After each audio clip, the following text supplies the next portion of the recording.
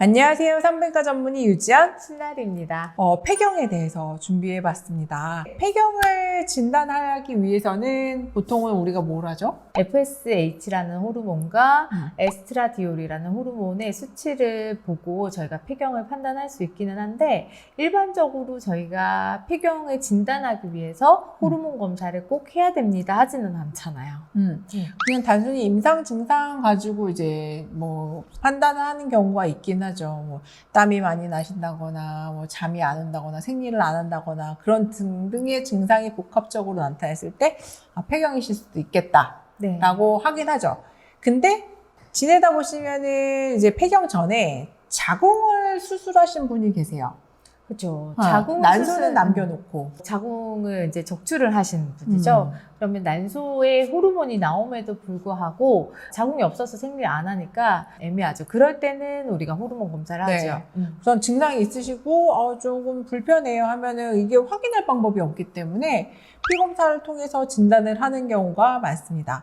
그럼 보통 그러면 전 앞으로 폐경이 얼마나 남았나요? 뭐 이런 게 많이 물어보시잖아요. 네, 항상 제가 말씀드리기는 하는데 폐경의 평균 나이는 우리가 한 51세 정도라고 얘기를 하는데, 40대 중후반부터 되게 늦게까지 생리를 하시는 분은 50대 중반까지도 생리를 하기 때문에, 그러면 10년 차이잖아요. 빨리 맞아요. 폐경되는 사람과 늦게 폐경이 되는 사람은. 그래서 그만큼 조금 나이는 다양할 수 있겠다. 그러면 이러신 분들도 있어요. 선생님, 저는 생리를 일찍 시작했어요. 일찍 시작했으니까 저는 폐경이 일찍 되는 거 아닐까요? 이렇게 얘기하시는 분들도 있는데, 아니면은 뭐 예를 들어 예전에 뭐 임신을 많이 해서 배란을 적게 한 거예요. 그래서 그럼 전 폐경이 늦게 되나요? 이렇게 생각하실 수 진짜 있는데, 좀 그럴 것 같잖아요. 저도 생리를 왜? 일찍 하면 폐경이 빨리 올 것 같고. 그러니까 아니 얘기하면서 왜 아닌 거 알면서도 왜 그럴 것 같은 거죠? 애기를 한 5명 낳으면은 폐경이 되게 늦게 올 것 같고. 그러니까 5년 동안 5년 생리를 안 동안, 하셨으니까 5년 그렇게 되지 않을까 싶은데 그거와 상관이 상관이 없다는 거.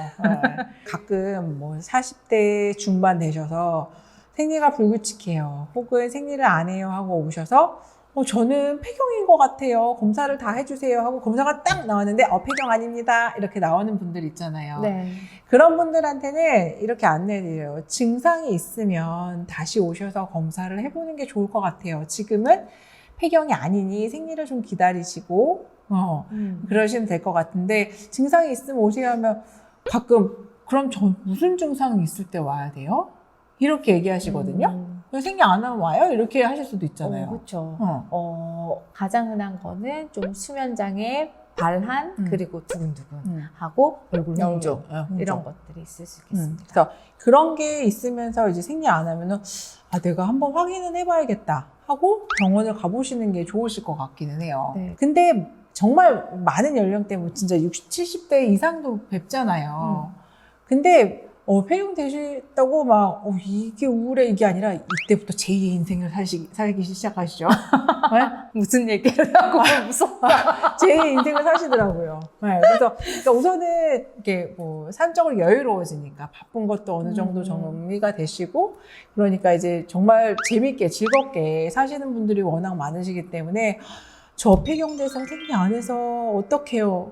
이러시지 마시고, 나한테 도움이 되는 방법이 뭐 예를 들어 내가 너무 힘들면은 호르몬제를 복용해서 좀 도움을 받을 수 있는 방법도 있고, 아니면 내가 뭐 건조증 때문에 너무 불편하다 그럼 그거를 개선시킬 수 있는 방법도 있고, 이렇게 하나씩 하시다 보면 너무 삶을 즐겁게 지내시는 분들 되게 많아요. 오시는 그리고 분들 중에. 또 모든 사람이 그렇게 힘들게 지나가지 않아요. 맞아요. 되게 고생하시는 분도 간혹 있지만 별로 증상 다 괜찮은데요 이렇게 하시는 그러니까. 분도 있기는 하거든요. 네. 그러면 저 생리 안 해서 이제 좀 좋은 건가요? 맞아요. 그렇게 얘기하시는 분들도 있기는 있어요. 해가지고 이게 좀 생각하기 나름인 것 같아요. 하고 오는 증상들은 그때그때 좀 조절하기 위한 그런 치료들을 할 수 있고요. 너무 발한이나 이런 이제 뭐 땀이 난다든지 이런 게 좀 심하신 분들은 호르몬제 복용하는 것도 도움을 많이 받을 수 있습니다. 음. 잠이 안 올 때 이제 내가 호르몬제를 복용을 하고 싶지 않은데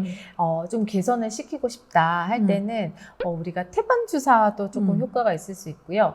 또 우리가 생약 성분으로 만든 그것도 되게 좋은 것 같아요. 약이 있어요.